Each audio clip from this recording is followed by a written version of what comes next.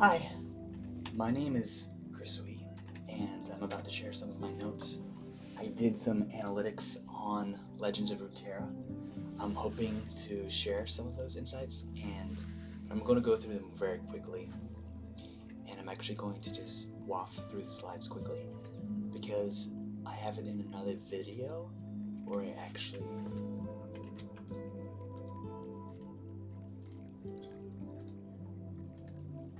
worked on it, and we're just guys.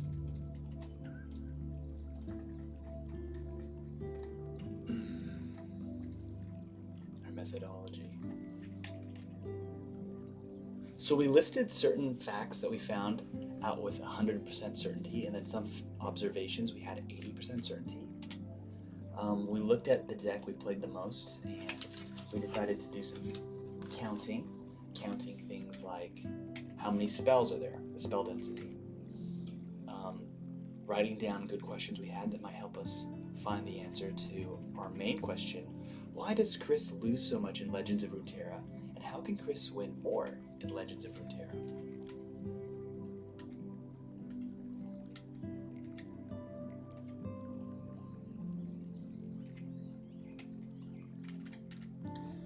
So I looked at, for example, I realized that units are more valuable than spells, and I had a spell density of 62.5% and a unit density of 30%, and I highlighted in green my units and red my spells. And so my insight was we had a 62.5% spell density, and our spell density was too high. We noticed we were losing games before turn 6, so most of our matches were ended in defeat before turn 6.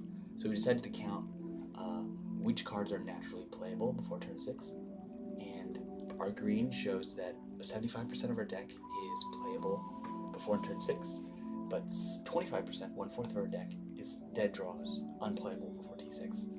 And that's kind of relevant because we're living in a format where your whole deck, 100% of the deck, should be playable before turn 6. Made me realize that, okay, this section of the deck needs to be erased. I then decided to find out how much of my deck was unplayable on turn 2. I actually need to show you.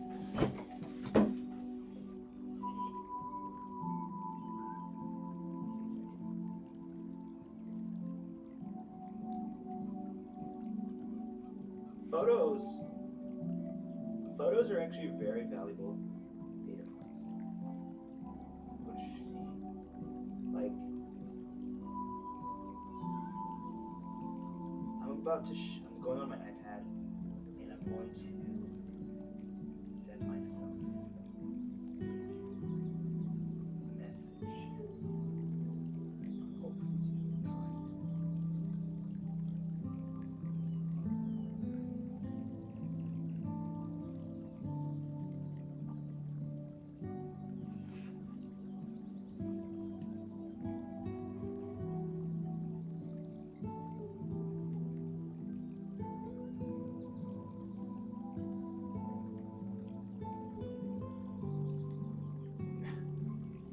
I guess I have to show it later. So I realized that only 22.5% of my deck was playable before turn 2.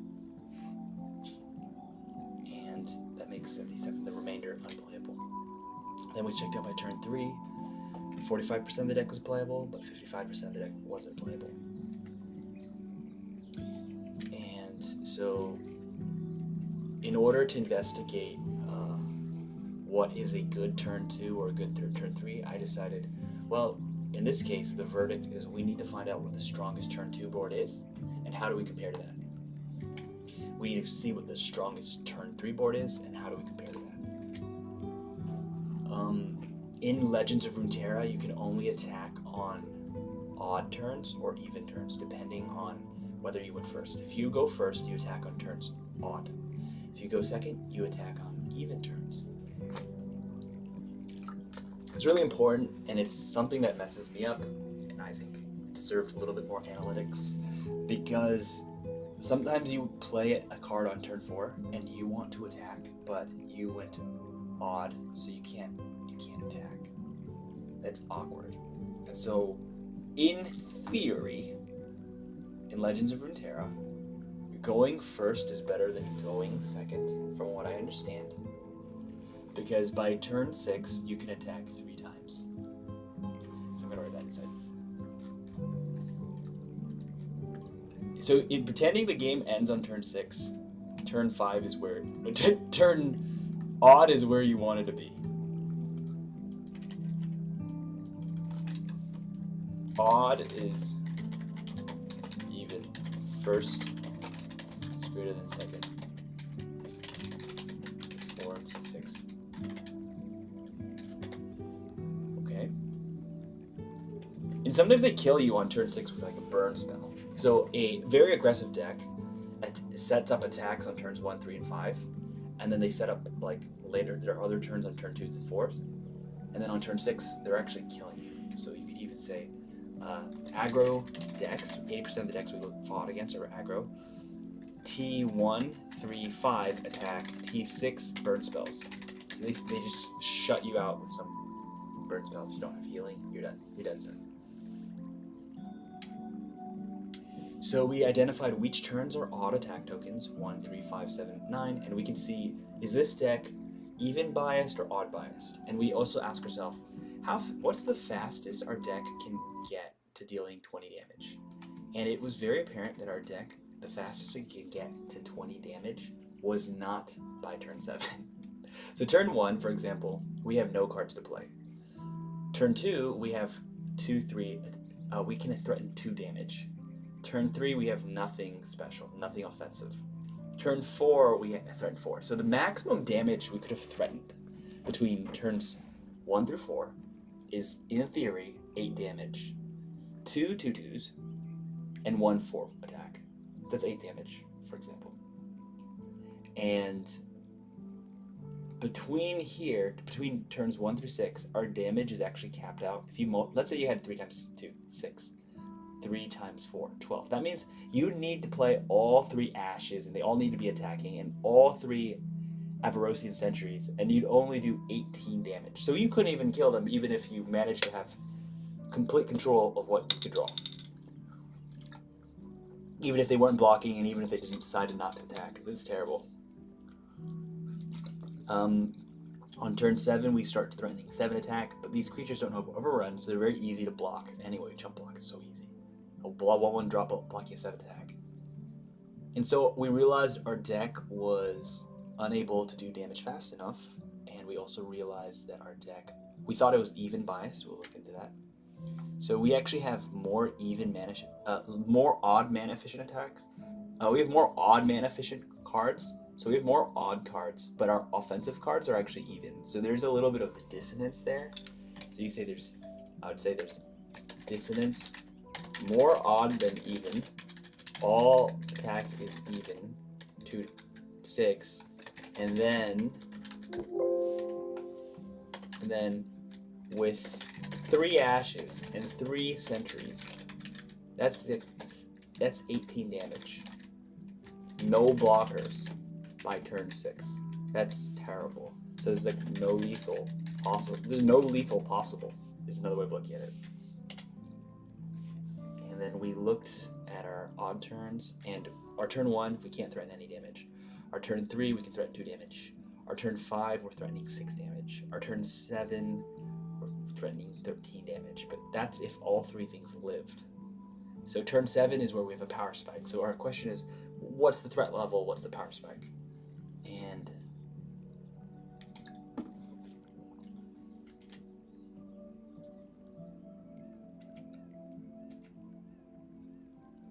so we looked at how many card draw cards we have. We suspect we have too many because in Legends of Runeterra, in Legends of Runeterra, you draw 3 cards to start with, starting hand. 4 cards to start with, and then on turn 1, both players draw 1 card. So you have 5 cards to play with on turn 1. So, and you actually don't run out of cards very easily. So even if a deck doesn't run card draw cards, they seem to be able to have cards up to turn 10. which actually weakens card draw. So if there's natural card draw built into the game, you start with more cards, then card draw becomes less valuable. And we decided to counter value engines. These are cards that generate value for us over time. They're not high impact. So not inside. Value over time versus high impact immediately cards. And safe to say that our deck doesn't have very many high impact cards. So you can say high impact cards. What is a high impact card in this deck? I'm kind of worried about saying the answer is no. This deck's fun because it has Targon's Peak, but it really has like one high impact card in the entire deck, and that's Feel the Rush. So the whole point of this game plan was to use Feel the Rush. You play Targon's Peak. Targon's Peak gives you the ability to play 0-cost Feel the Rush if you're lucky. And if you play Feel the Rush on turn 6, game over. you can instantly win this game if Targon's Peak hits the right card, but that is a big if. Okay, and so we decided to look at other players' decks to test our theory. Were our insights true? So we can look at the leaderboard, and we looked at different cards, and let's just see. Let's do a little checklist.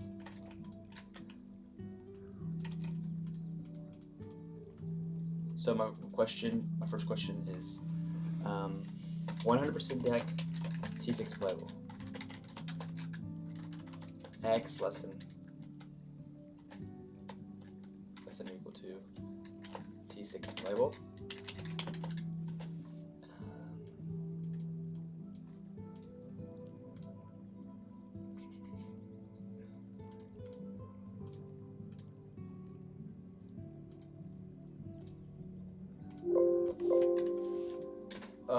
Yes, the highest card in this deck is a 6-drop. Okay. Odd greater than even. Units greater than spells. So we say yes. Yes. Odds greater than evens. That's pretty close. 11, 17, 17, 20. So this is dead even. This is 20 even, 20 odd, basically, so 9. No. And then, what else do we consider relevant? Spells, even, odd.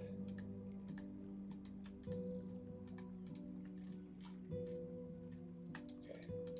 Alright, let's roll the next one.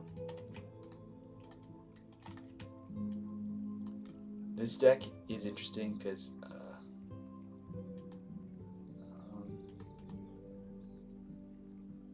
okay, so this deck has actually more spells than units. Is there more odds than evens? 1. No, this one's definitely more evens. 18 evens. There's definitely more evens. No, there's actually 18. There's only 2 drops of 4s. 18 is 23. 23. Is it whole deck? Is it 100% T6 playable? Yes. So we can see that our hypothesis is being tested. Okay. Is the whole deck 100% T6 playable? No. Is there greater odds than evens? 12 5s, 9 3s. It's 21. Yes. Yes. And there's more units than spells. Okay. And this deck is a pretty scary one, Fizz. 100% T6 playable? Actually, no. No, there's actually one card, 7 cost. So it's close. It's Mind Meld. It's just one card. Is odd greater than even? 9, 6, 15, 15.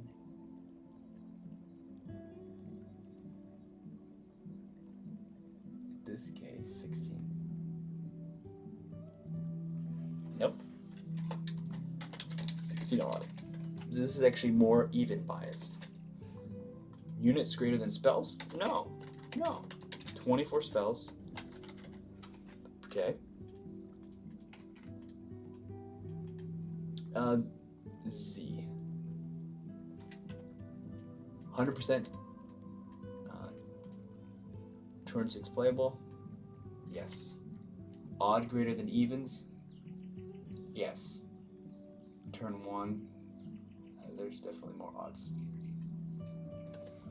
Yes. In this case, evens is actually countable to 7, 15.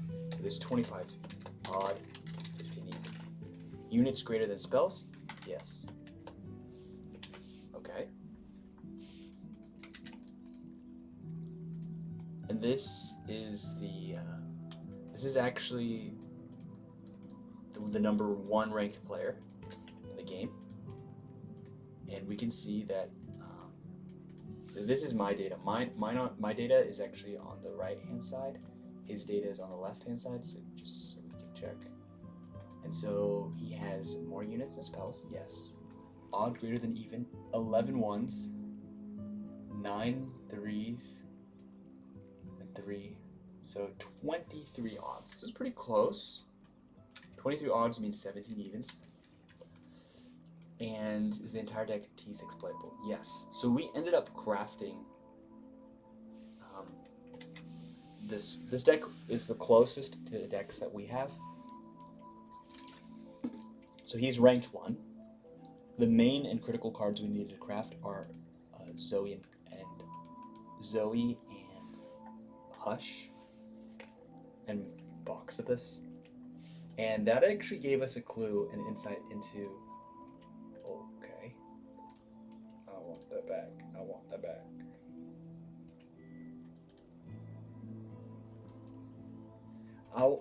It gave us a clue into how to build a better Runeterra deck. So if you just compare our deck, for example,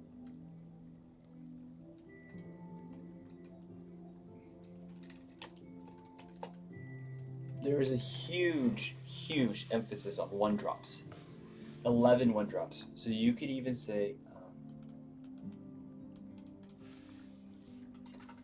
1-drops, 11 out of 40. More than 25%. That's the answer.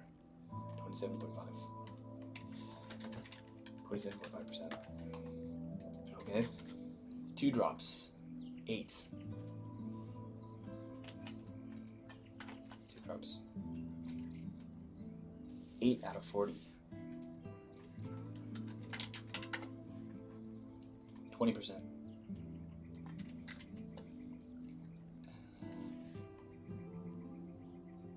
3-drops. 9 out of.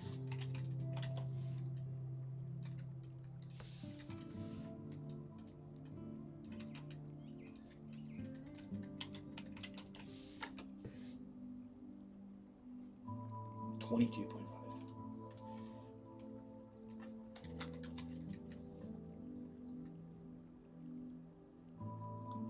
And then there's actually the same one for 4-drops. And for 5-drops, you see that there's only 3. It's going to be 1/3 of this, so divided by 3. Excuse me. 3 divided by 40 is 7.5%. 7.5. So you see that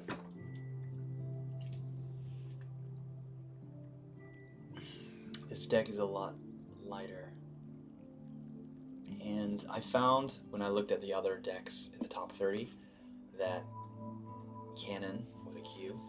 His deck is actually dissimilar to the majority. Like, the majority of decks in the top 30 look a lot like... I should actually take a screenshot of that, because I wanted to do that. So the top 30...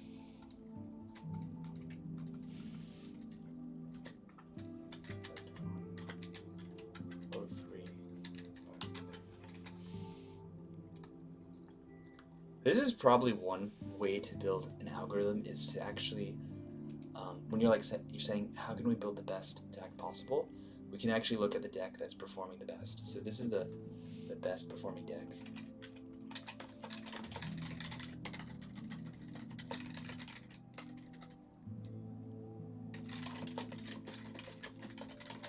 And the natural question I think that comes up is why? Why is it the best? So if this is the best performing deck,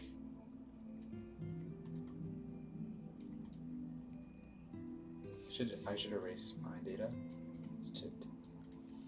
The question is why? What's so special?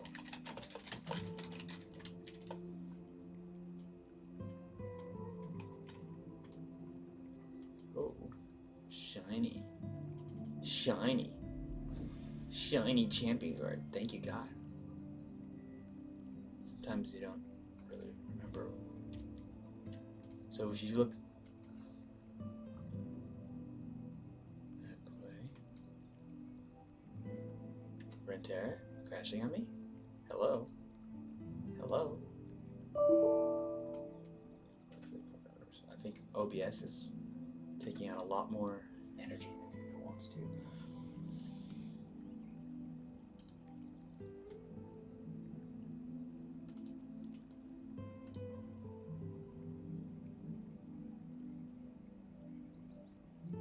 So my first instinct, and we just look at the card draw cards. If we look at the card draw cards here,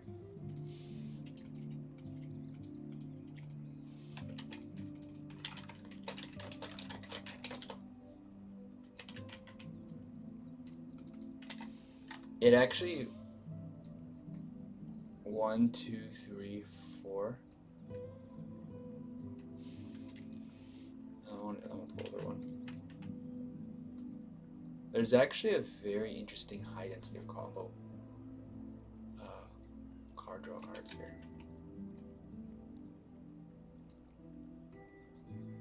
I would call those card draw cards, yes. I would call Solari Priestess a card draw card.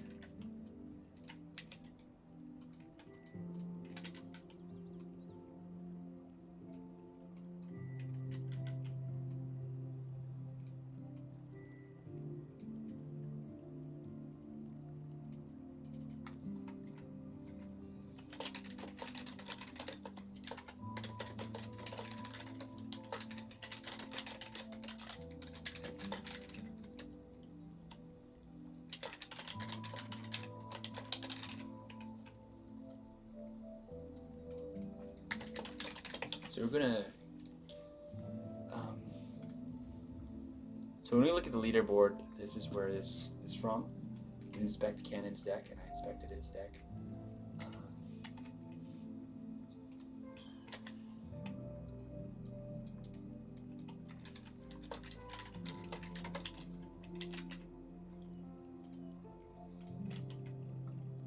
All right, let's check our closer Runeterra.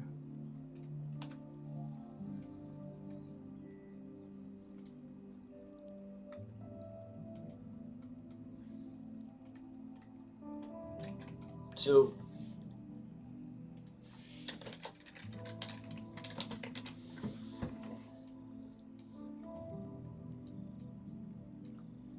when we look at this deck,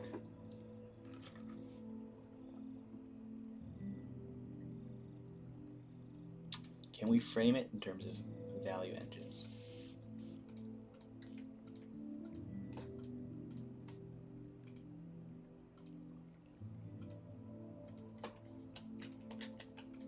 these are the card draw cards.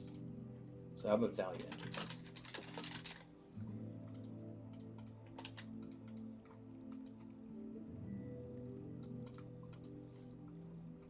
And it can really minimize our search and our analysis, I think, of this topic is by really having high quality data is actually worth more than a lot of low quality data. And in this case, for example, let's just see value engines. So value engines are cards that you need to respond to because they generate value over time. Generate value over time. And they become more valuable as time progresses. Aphelios is a very big value engine. In fact, that's what Zoe and Aphelios both have in common, I can see, is that they're both value engines. Veiled Temple is also a value engine. So the deck is centered around 9 value engines, I would say. I was really woken up to the value engine concept because in Gwent, they're really, really important. Now, you can't have too many value engines, otherwise you're not getting immediate value. So then the opposite of a value engine is high impact. So high immediate impact cards. Now, what is a high immediate impact card? It's like the opposite. It's the opposite of a value engine. It's a card that is giving you that you can reliably get something out of it immediately. And I can see that this is burst speed. If we actually start looking at, this is related to burst speed. Burst, fast, slow. I think that if we look at burst, fast, slow, and try to recognize how many of these cards.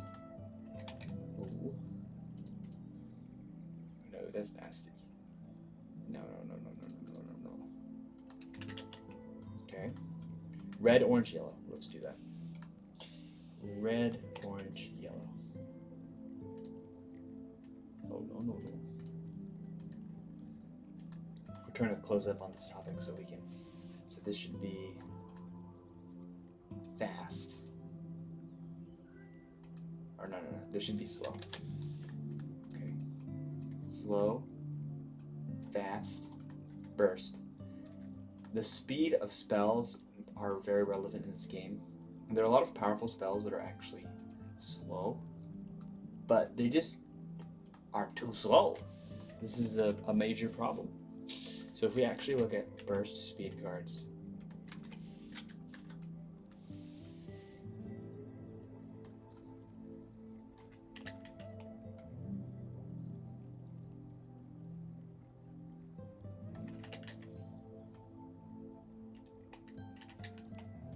he has a high preference for burst speed.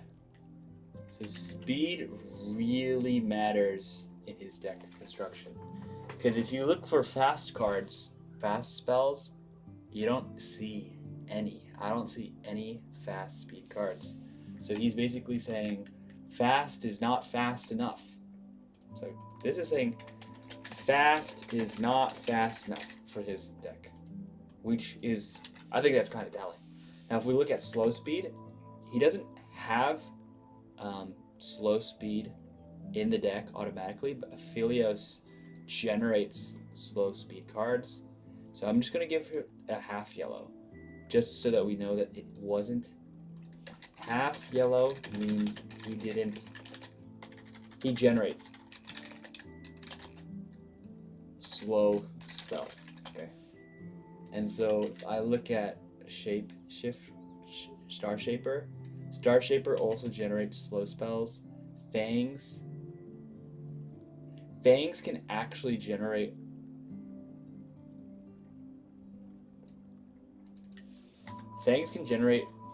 slow, and it can generate burst, as far as I understand. That's just my understanding. So some of these cards can actually generate partially, and all the invoke cards. So there is a world where like Mountain Scryer is also generating. Solari Priestess is also generating. Zoe is generating what I would call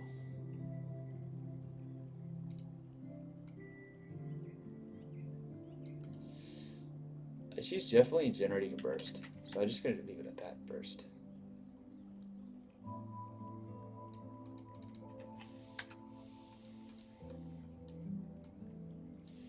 And Spacey Sketcher is generating both.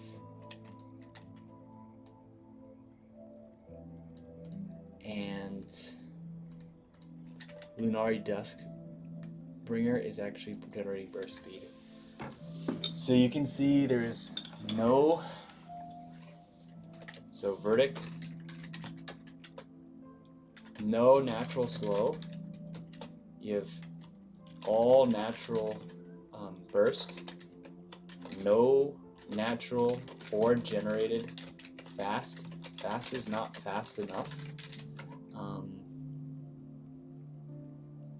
Invoke equals burst or slow, if I'm not mistaken. And we can check that right now. Invoke cards, Runeterra. I'm pretty sure that invoke cards.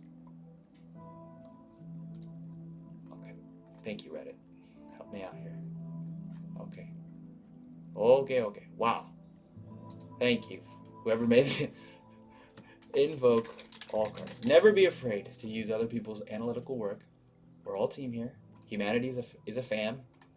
So if we actually look at the invoke spells, I think this might be a little bit high def. Oh, the lag. Okay.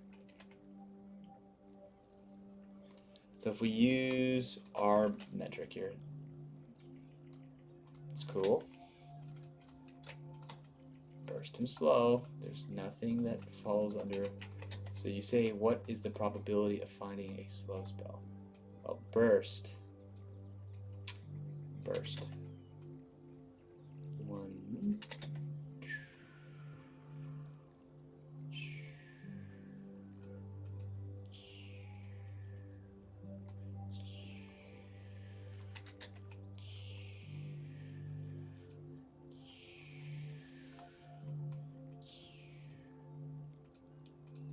It's basically majority burst.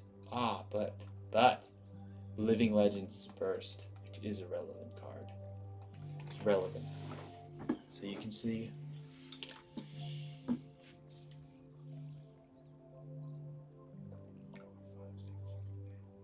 oh, this is actually really interesting.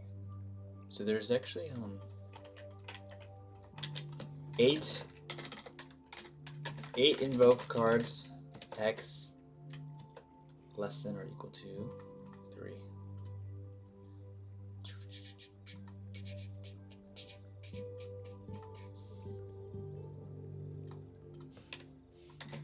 There's actually 8 invoke cards, X equals less than or equal to 3.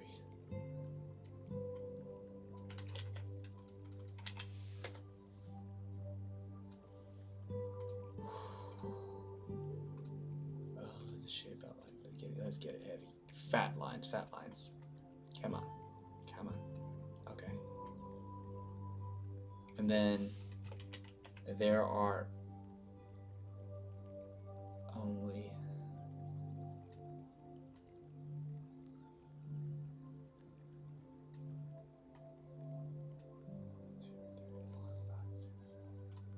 there are actually 8.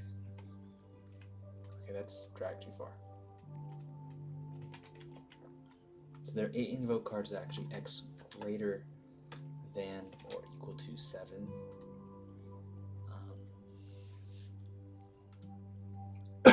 Been really interested in probability recently, and I hope it doesn't fade. God, it's been interesting. I thank God for giving me interest in so many things that I used to think are not interesting. Okay, which, if I'm not mistaken, there's 1, 2, 3, 4. There's 7 cards.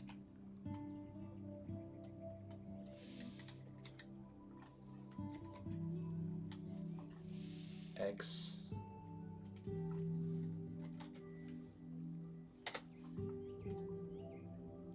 okay, let's use this equals less than or equal to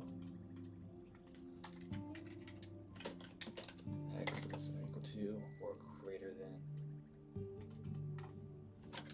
No, that's not right.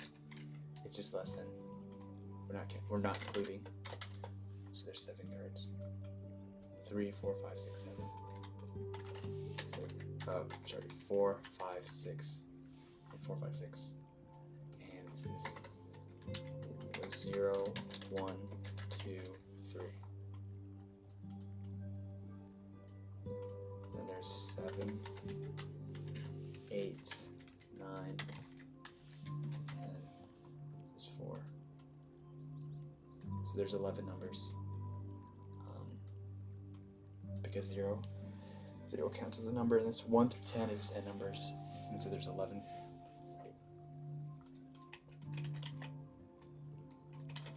Costs 0 to 11, 0 to 10, and there are 8, 16, 23 possible invoke cards. Is that what they got? 22. 22. That is, am I missing something? 4, 5, 6, 7, 8, 9, 10, 11, 12, 13, 14, 15, 16, 17, 18, 19, 20, 21, 22, 23. Oh, there's 22, 23, and he said 22. They didn't.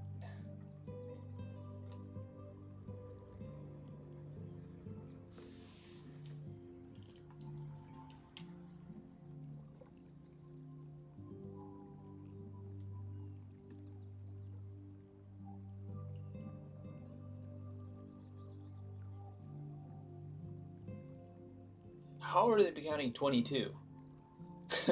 1, 2, 3, 4, 5, 6, 7, 8, 9, 10, 11. They're counting this. Someone please say it's 23. This is why counting station.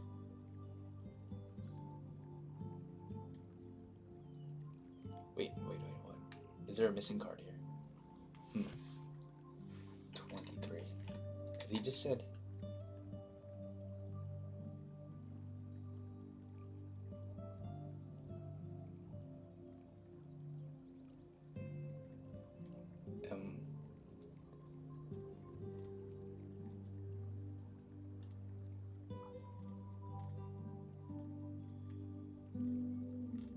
This is where you have to beef. How could people miss this? This is not 4, 8, 12, 15. 15 plus 8 is 23, boys. 15 is 15. This is so the chance of getting any given card, 1 to 23, which is going to be worse than 20% chance. 70% chance. 1 divided by 2. 1 divided by 2 equals. Wait, what? 5. Less than a 5% chance. That's interesting. Because 1 divided by 20. 1 divided by 20 is equal to a 5% chance equals 0.05.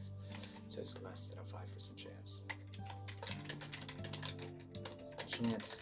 But the good news is if you're actually pulling what 1 divided by 8 or 1 divided by 8. So 1 divided by 8, you get 1 divided by 8 is going to be bigger than 10%, 12%, because 1 divided by 10, you have 12%.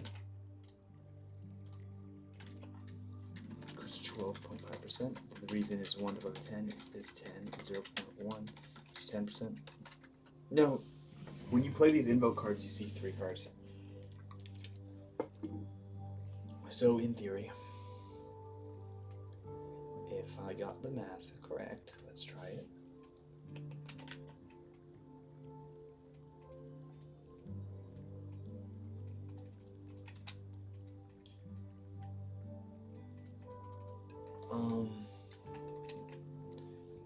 8 choose 3. So n choose r.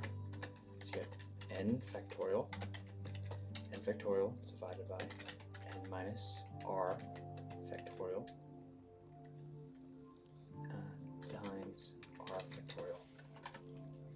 So in this case it's 8 factorial divided by n minus r 5 factorial times 3 factorial.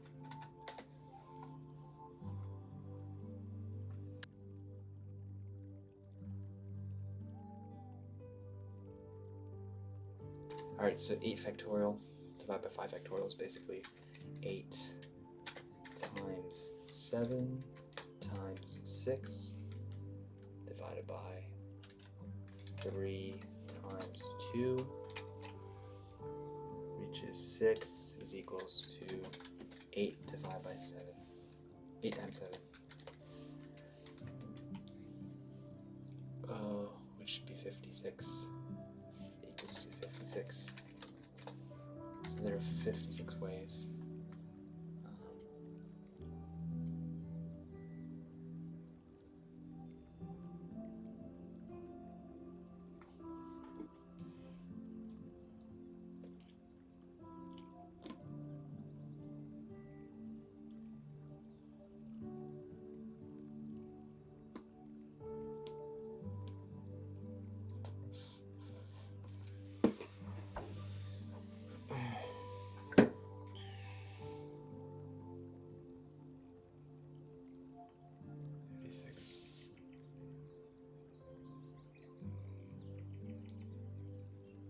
That's the number. Maybe I could do a bit so I can actually erase stuff like that. This is why I want to improve my combinatorics. Yes. So this is all the ways to choose from 8. So number success dates.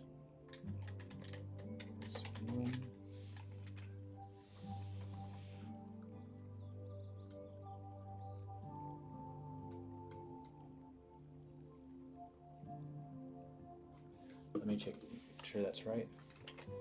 8 choose 3. 56 is indeed 56. So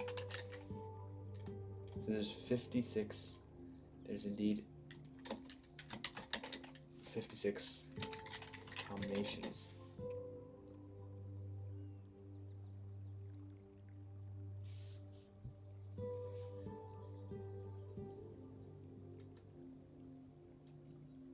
Okay, so we're doing the probability. Probability is the frequency. We want to see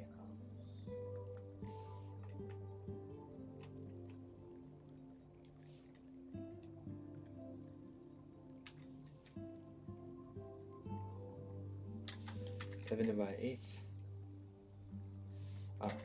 That's right. 56. 8 choose 3 times p the power of guesses times cubed number of failures. So there's actually one success. 56 times the probability of success is 1 out of 8 occurring once, and then times the binomial theorem, test for failure, and the failure is 7 out of 8, then to the power of 2. So if we calculate this, 56 times 8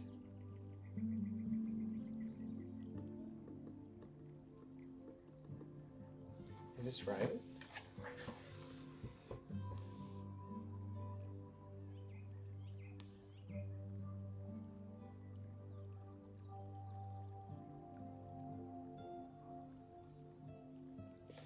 Oh shoot.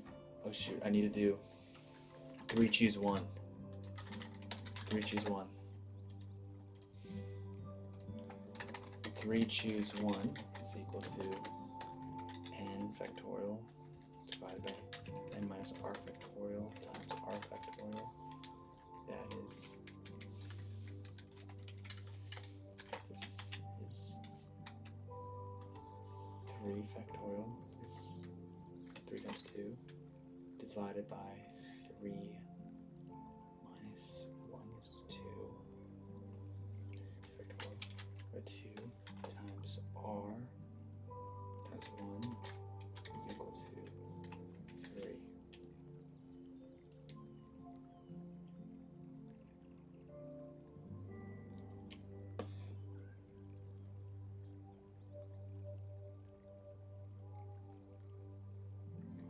Okay, so my thinking is, this is so much easier on pen and paper.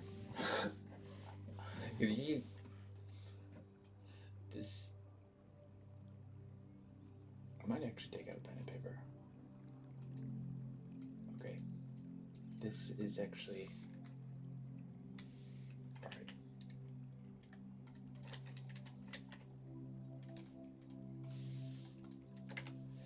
Okay, this is the denominator. You choose 3, all the possible combinations of picking 3 cards from 8. Got it. So this is denominator is equal to this, and then the numerator, God help me, not get this wrong, 8 choose 3 is actually 3 choose 1 times p, number of successes, times q to the power of number of failures,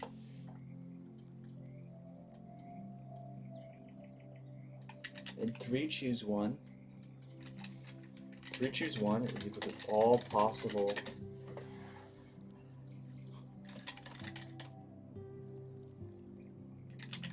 a success given to choose 1 success out of 3 cards. Alright, success equals getting the invocation card you want. Okay.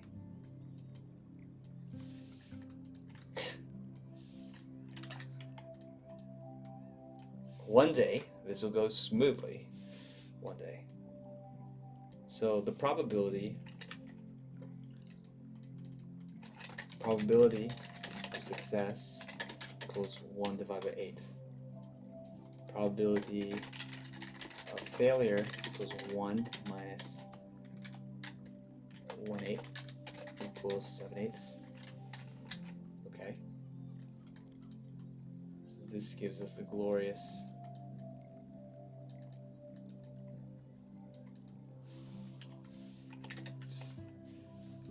we start substituting.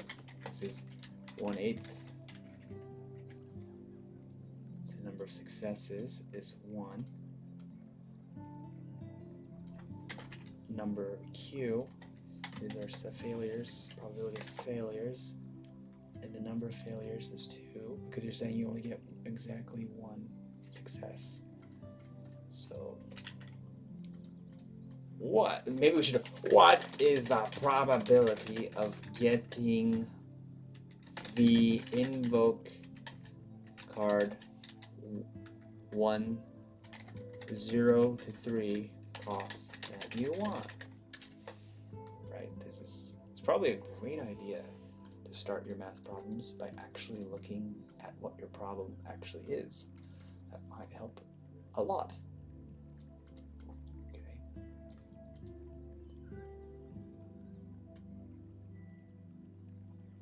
So this is our skeleton, so to speak. Now, if we take this and put this down here, oh, let's see, is this not the same as this. This is the same.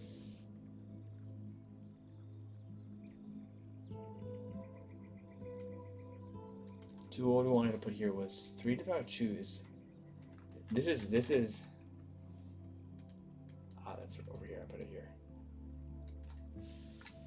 Okay. So then we divide that by a good old 8 choose 3, which is equal to 56. So this divided by 56 is our answer. Oh shoot. 3 choose 1, 3 choose 1. 3 choose 1 is 6. We're not wrong. Pretty sure it's 6. Wait, be sure it's 6. It's 3. Excuse me.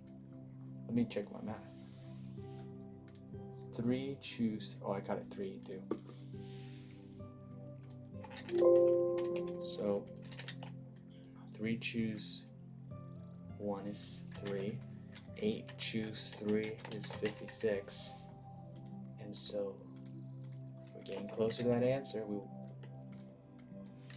53 this. Divide. Where the heck is the divide symbol here? Divide by that. And behold,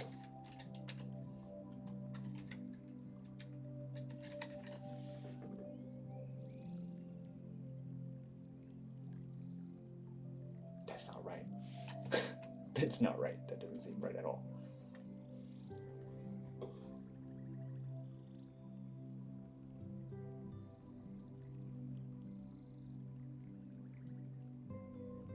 This is the right answer.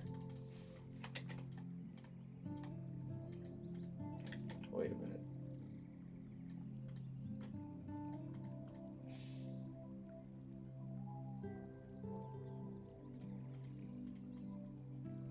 But why did I not use 8 choose 3? Yeah, so.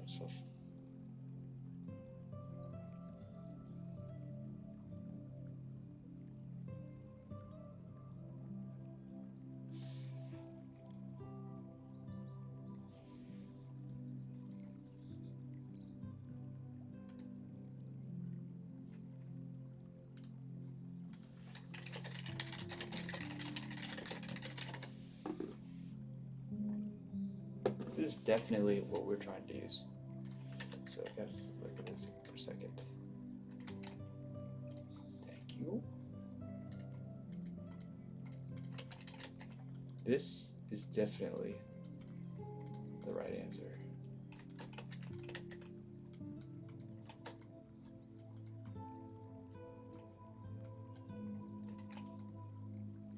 Methodology was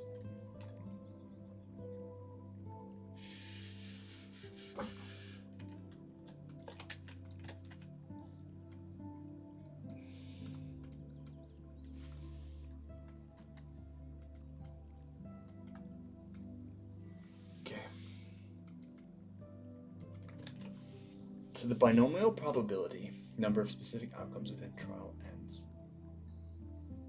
Excuse me. When we change that to 56, something bad happens, right? I'm pretty sure something bad happens. That's not the right answer. We know that's not the right answer because you cannot have a probability of 530%. So probability answers between 0 and 1. So there are n things 3. Okay.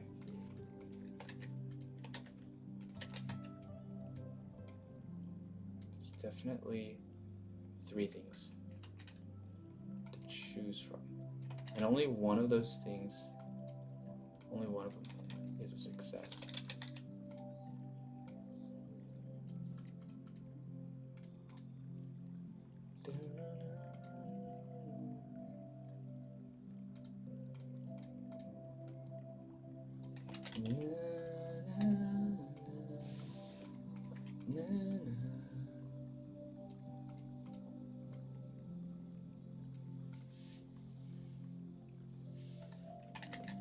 So if success happens only once, failure happens twice.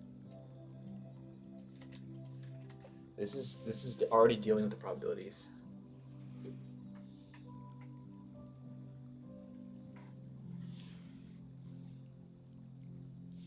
So this first term, n choose x, is the total number of ways. The total different ways you can have one success out of 3. There are 3 ways to have one success. You could have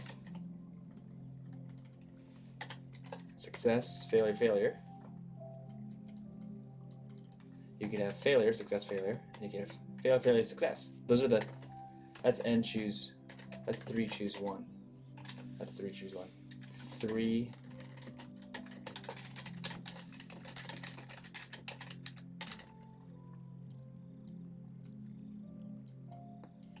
and then the probability of 1/8 to the power of 1 is the probability of 1 success. The probability of 7/8 to the power of 2 is, it really means probability of 2 failures. And the reason for that is, if we think about it, it's 7 out of 8 times, that means failure and failure, failure. This is failure and failure. So if we look at 1/8 times 7/8 times 7/8, this is basically success and failure number 2. Now when we multiply this by the 3 choose 1, it's arranging the number, it's counting the different ways we could have gotten that success.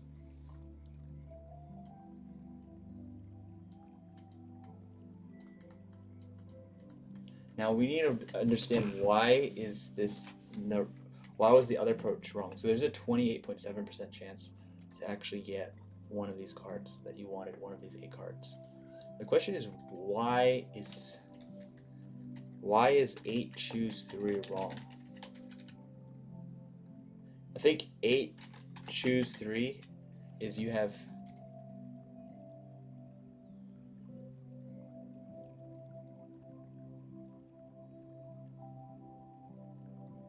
So 8 choose 3 is actually relevant for other problems if you're working with the set. It's because you have 8 possible outcomes, a sample size of 8, and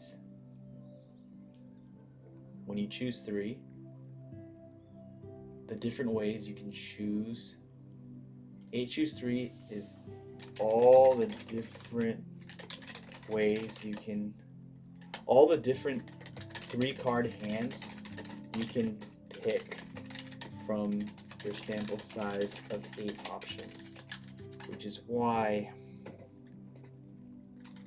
8 factorial divided by 3 factorial r factorial, n minus r factorial, 8 minus 5, 8 minus 3 is 5 factorial, is actually equal to 8 times 7 times 6, 8 ways times 7 ways times 6 ways, and then divided by 3 factorial. 3 factorial is 6, we know. I'm trying to reason it out and get to a better, deeper understanding of why. So 8 times 7 times 6 is counting all the ways, so you have 8 cards, the first one you have 8. 7 cards. Yeah, okay. I got it. Oh. Okay. So it has to do, alright, this is actually a really good probability problem to have. to look at for me personally to strengthen my probability muscles, I think. So 8 choose 3 is actually saying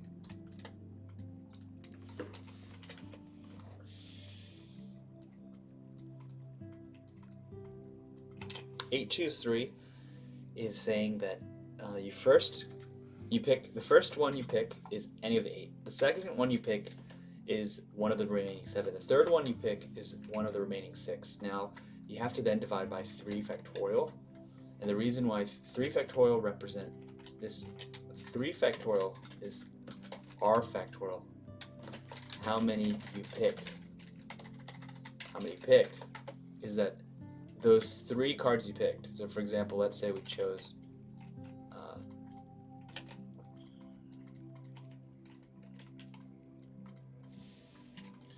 alright, let's black some stuff out here.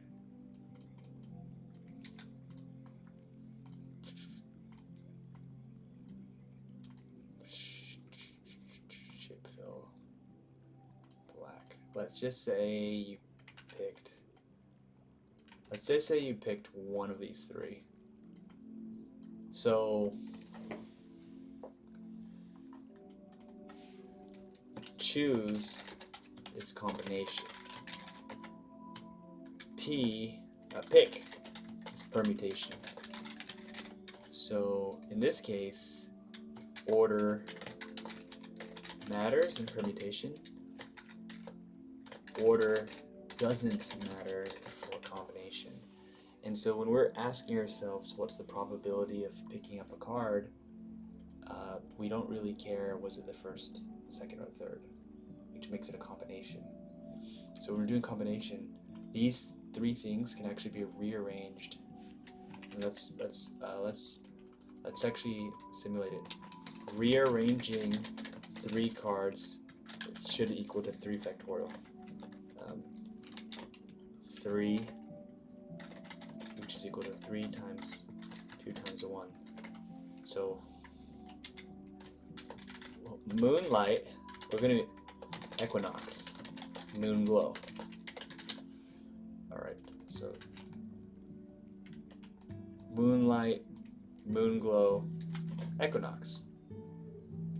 Okay, let's see. The first, well, let's actually think of it. The first card could be any of the 3. So we deal with moonlight first. The second, equinox, and then moon glow, moon glow.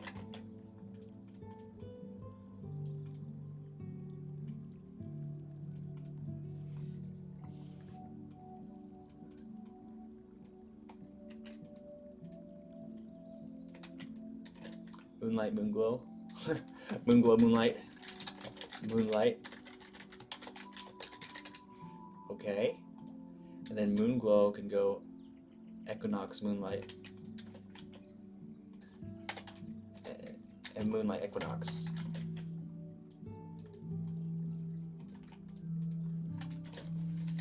The rationale here is there's 6 different ways to get these 3 cards.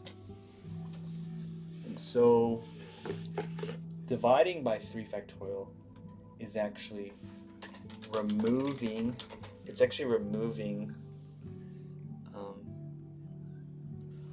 all these 6 different ways of getting the same 3 cards. So there's actually 3 ways. So you see there's 3 ways to get moonlight, equinox, and moon glow. Once you've actually picked one of the 3, there's only 2 remaining cards that can be either equinox, moon glow. Once you fix the second one, so once you have moonlight, equinox, for example, moonlight, moon glow. Once you have the first one at any of the 3, the second one is any of the remaining 2, and the last one's the last remaining card.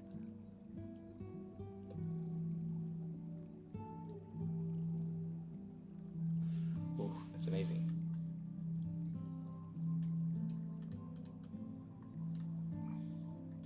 We definitely went on a probability tangent, but that is good. It's like really good for my brain.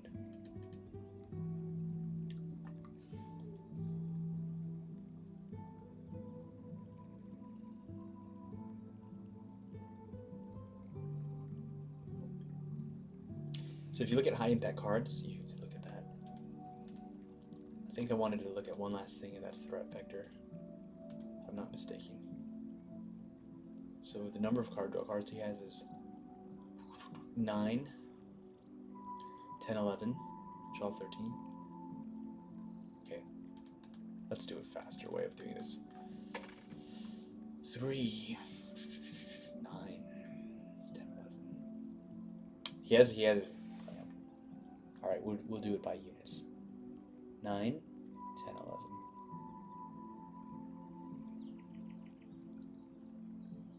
13, 19, 22, 27, 30. Yes, 30 card draw cards. What? Really? 30 card draw cards. That's like 30 out of 40. Is this 75%? Yes. That can't be right. 1, 2, 3, 9, 10, 11, 12, 13, 14, 15, 16, 19, 22, 25, 27, 30. He really has 30 or 40 card draw cards. That's amazing. That is way. I mean, what did I have for my own deck had it?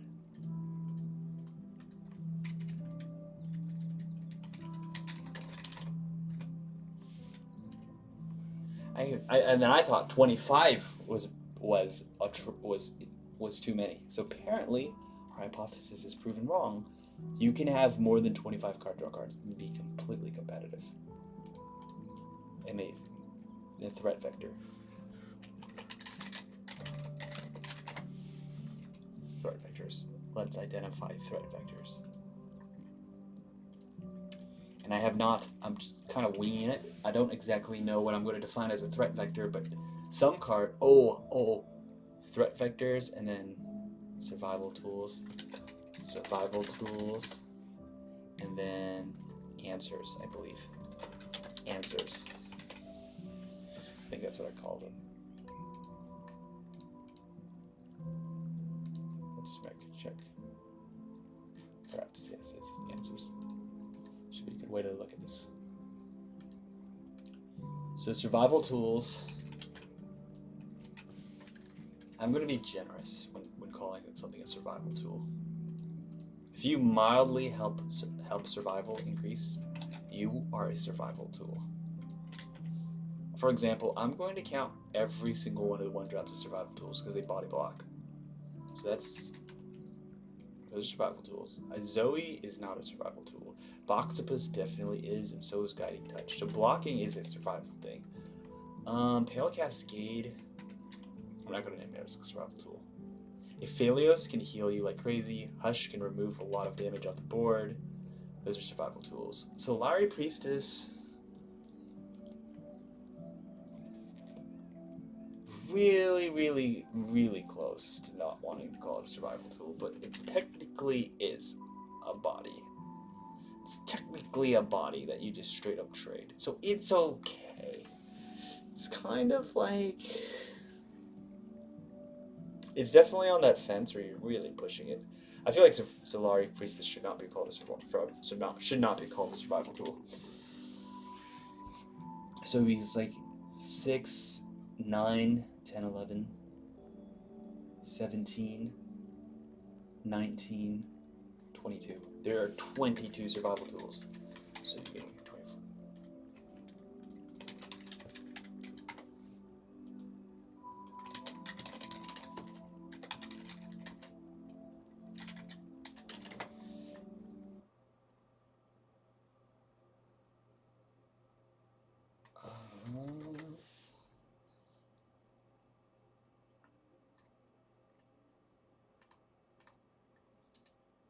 Man, massages are amazing. God, if you've not had a massage in your life,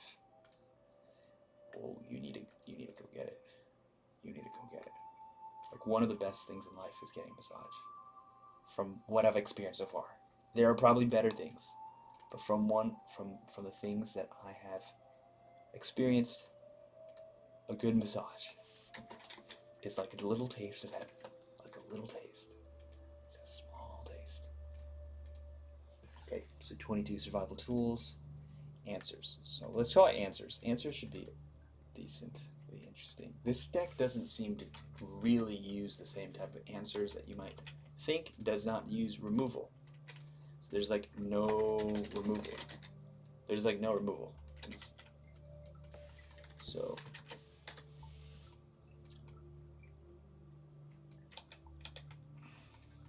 I mean, it can spawn removal off invoke. Oh, my head's starting to hurt. It's okay.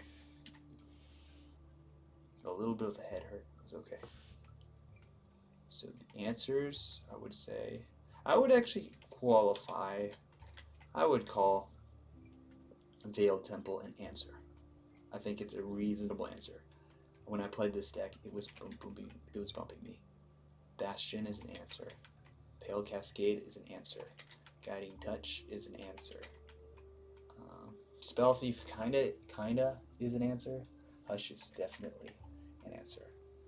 So you're saying 1, 2, 3, 4, 7, 10, 14. 14 out of...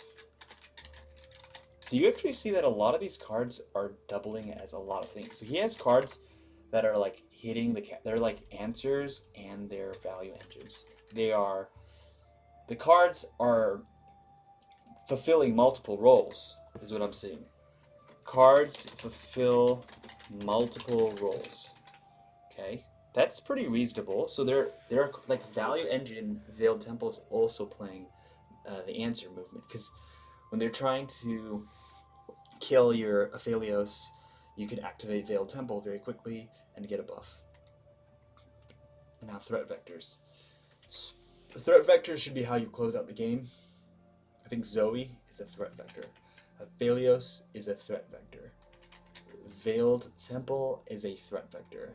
And that actually, like surprising, Boxtopus is a threat vector. This Boxtopus has to be one of the most interesting and strangest inclusions that I thought this deck would have. But when I played the deck, my Boxtopus got humongous. So I have to say, I understand Boxtopus is no joke. In fact, let's roll up Boxtopus on the screen. And actually, since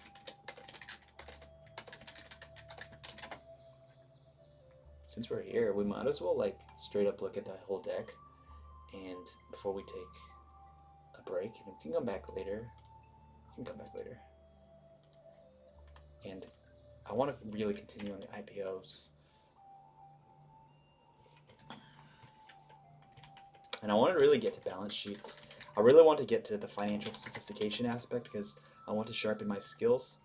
And I realized that I could add value, because I looked at Salman Khan's video on balance sheets, and I realized my notes were way better, like 10 times better, in my opinion. I'm biased, but I have love for Salman Khan.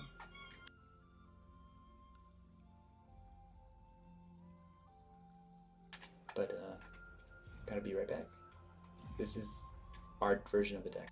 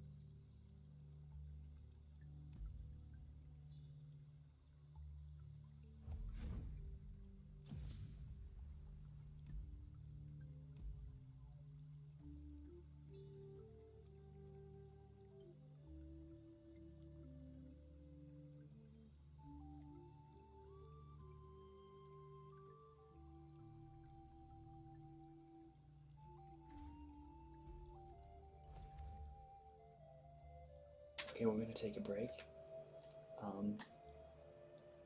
The threat vectors, I didn't finish the probability, divide 40 is equal to, oh, we wanted to look at one thing about box biz before we head out. 30%, 30%, 30%. So you see that, based off what I see, there's a lot of card draws. 75% of the deck cards draws card. 9 out of 40. Less than 25%.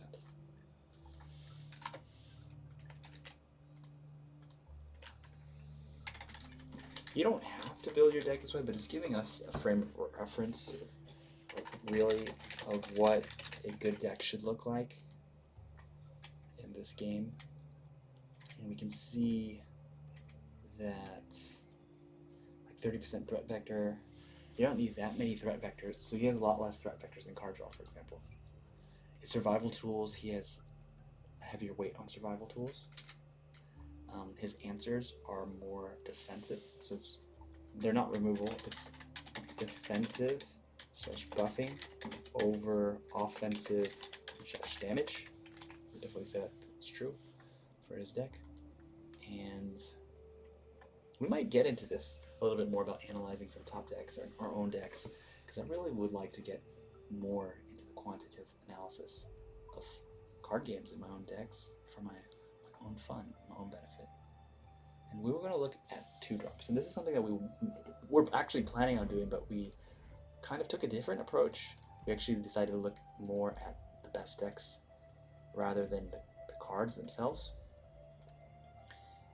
And the approach that I was kind of thinking might be a good idea was we realized, for example, oh, units are better than creatures, so what's the best 2-drop? What's the best 2-drop of them all? And it might look like our opponent actually, our case study actually fulfilled the answer to that question with Boxtopus.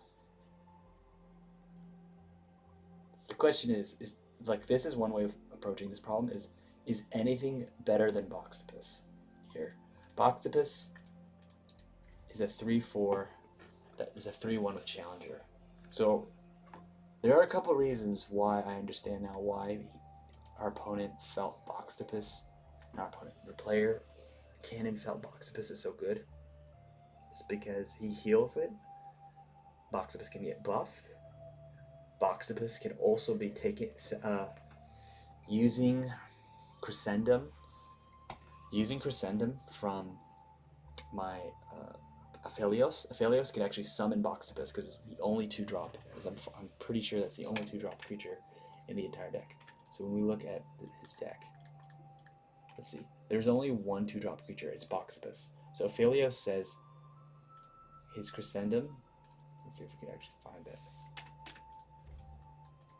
I don't really want to pull it up right now, but because I want to stay on this page. But Crescendum says summon a 2 cost creature from your deck, which makes Boxtopus the only card that comes out.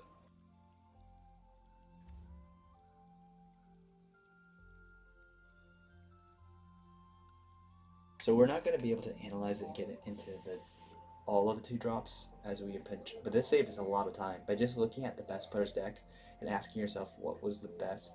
It's 2 mana for, in theory, 4 stats or 7 stats. So Ballistic Bot, if we just go down the row, what do we think are the best 2-drops? First of all, Lucian is way better than these other cards. The Lucian's the best in this one, so it's like a little tournament. Who's the best of these 4? Lucian. Who's the best of these 4? It looks like Ballistic Bot is the best right now. From these 4, Boxtopus is the best. From these 4, Bright Steel Protector is the best. From these 4, Cursed Keeper is the best. From these 4, I think Eye of the Dragon is the best. It's not too sure. From these 4, clearly Fading Icon is a problem, so he's the strongest. From these 4, I don't really think any of these cards are particularly good. Could be wrong. The Green Glade Duo used to be scary.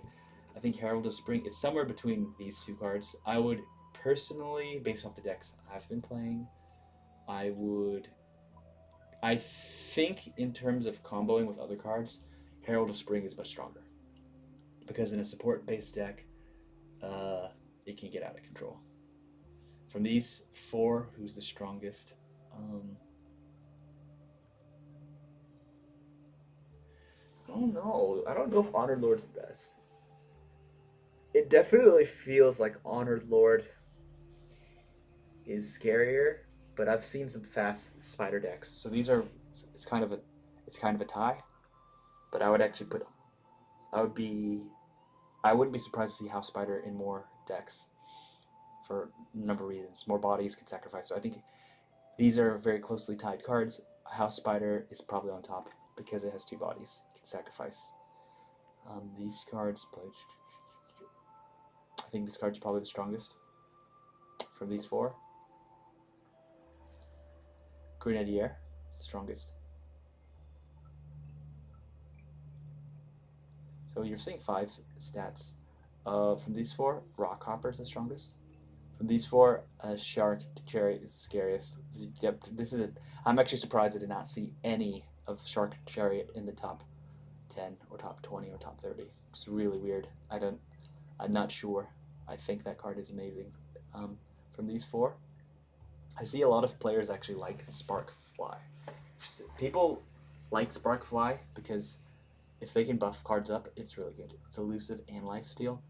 It's kind of weak without it, but if you get buffed, these are some good keywords.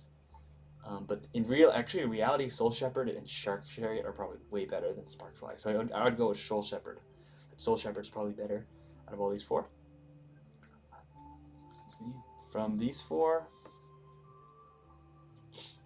I liked playing with Sky Shadows, but these all seem kind of bad.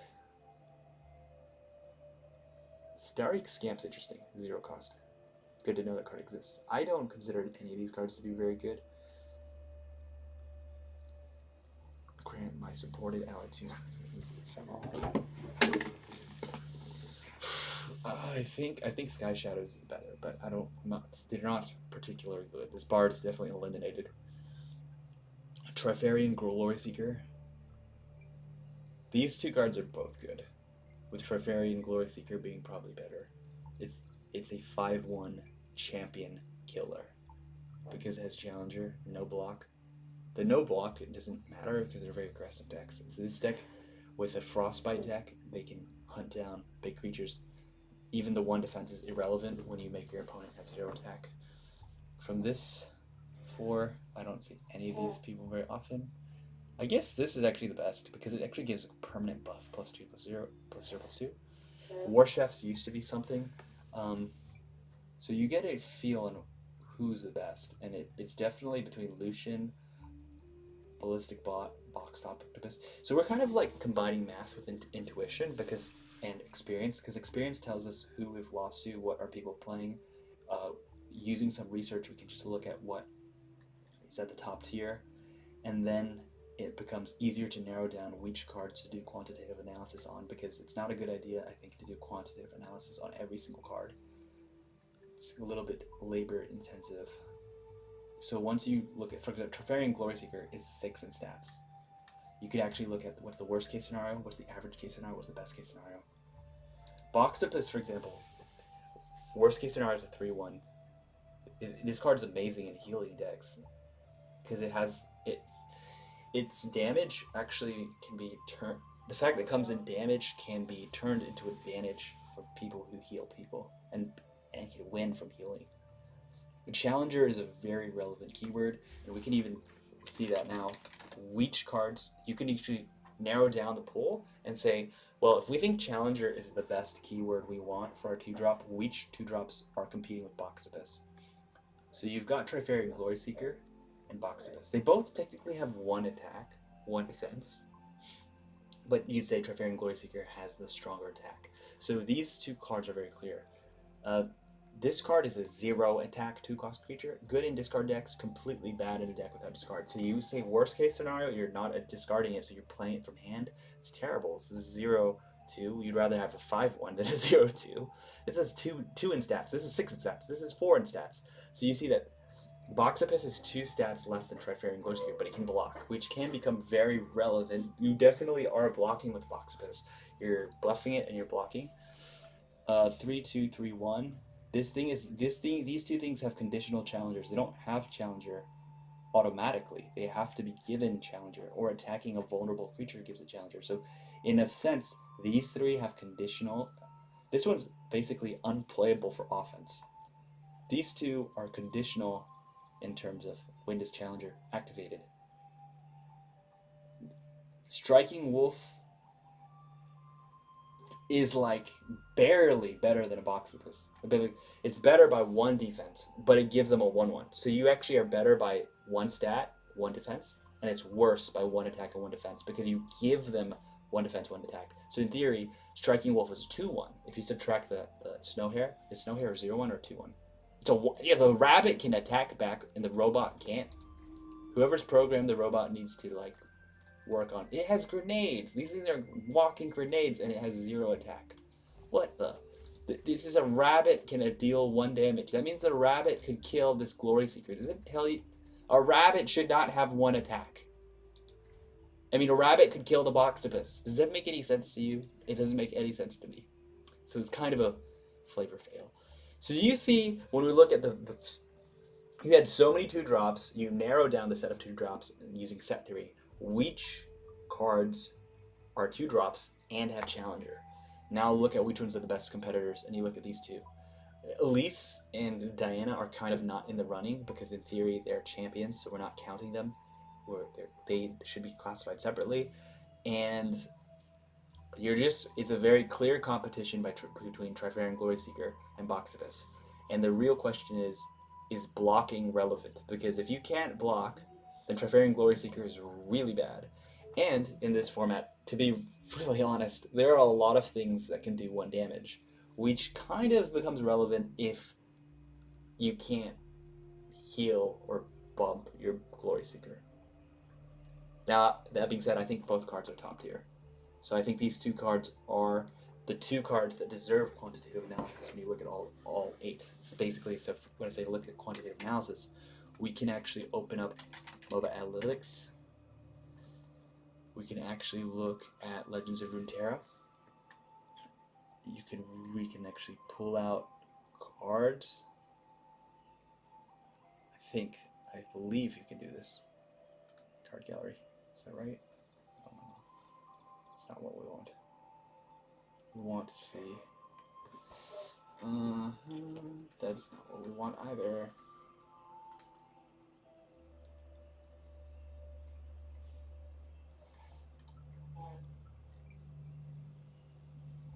Well, that's actually really interesting. Can I even look at those people? Nedgewick leaderboard. Asia. Those friends. This is only America, so then there are other regions to look at. That'd be nice. This is very interesting. Gotta take that as a data point as well.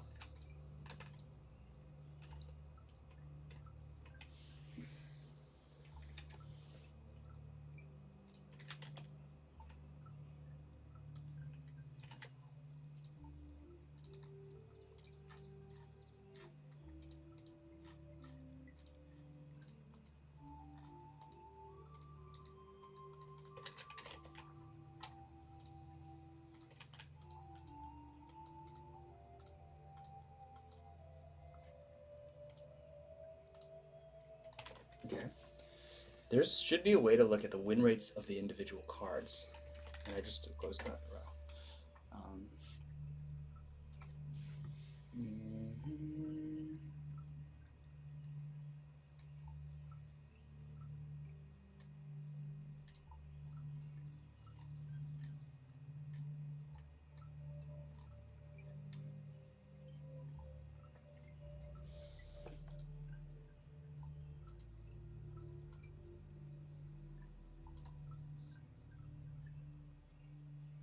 Meta tier list.